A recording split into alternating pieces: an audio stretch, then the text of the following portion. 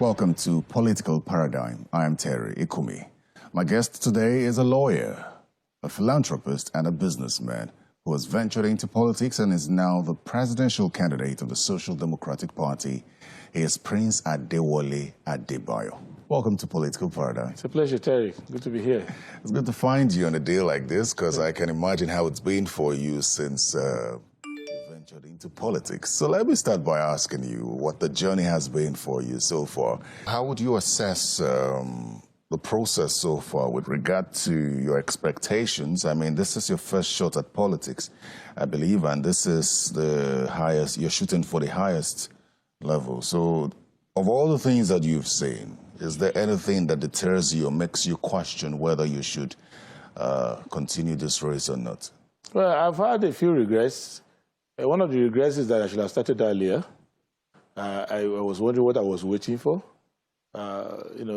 because I had thought much earlier that as a citizen, you just make a good example of your own life. You focus on what you're doing. You excel in your areas of professional and vocational concentration.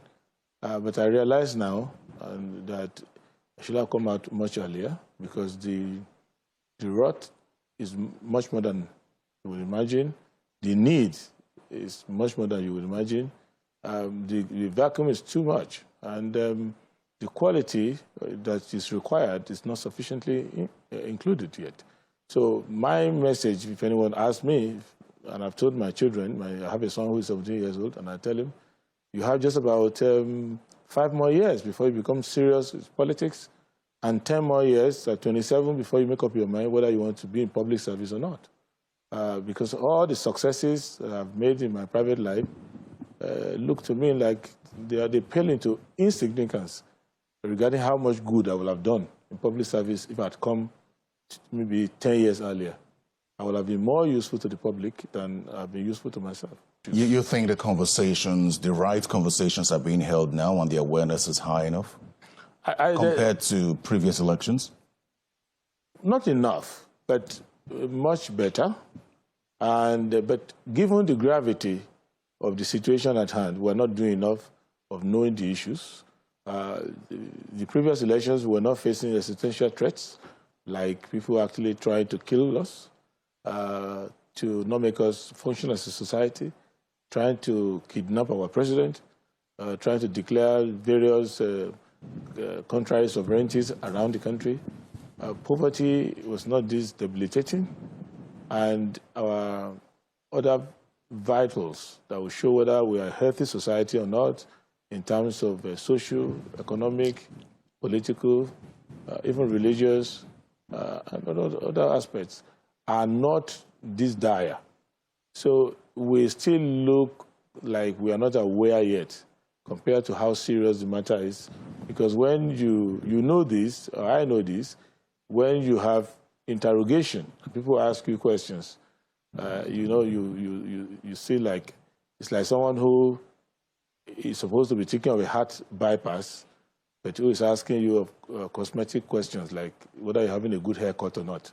You realize that your life is at risk and you're concerned about my haircut, so things like that. Let's talk about the 2023 presidential election now. But in doing so, I'd like to take you back to 2019 when the SDP fielded a candidate in the person of the former governor of Cross River State, Donald Duke. Yes.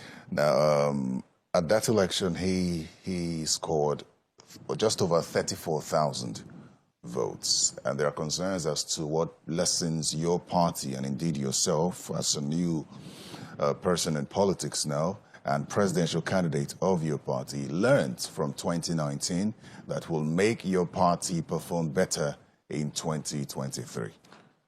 Well, I think from listening to members of the party, the leaders of the party and the actors involved, they appear to have learned all the lessons that they needed to learn.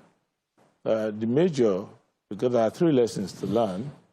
One was that we have to be very careful about letting your presidential ticket to be led by someone who doesn't belong in your party, who just had a problem somewhere and ran into the party, and you let them have the candidature.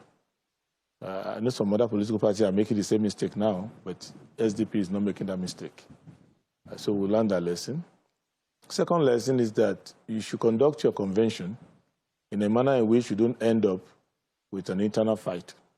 Because what happened immediately after the 2019 election was that somebody went to court. And because someone went to court, the candidate could not do what I'm doing now, which is going around presenting himself as the presidential candidate of the party, doing all the necessary interaction, campaign. They were bogged down with litigation, which went all the way to the Supreme Court of Nigeria.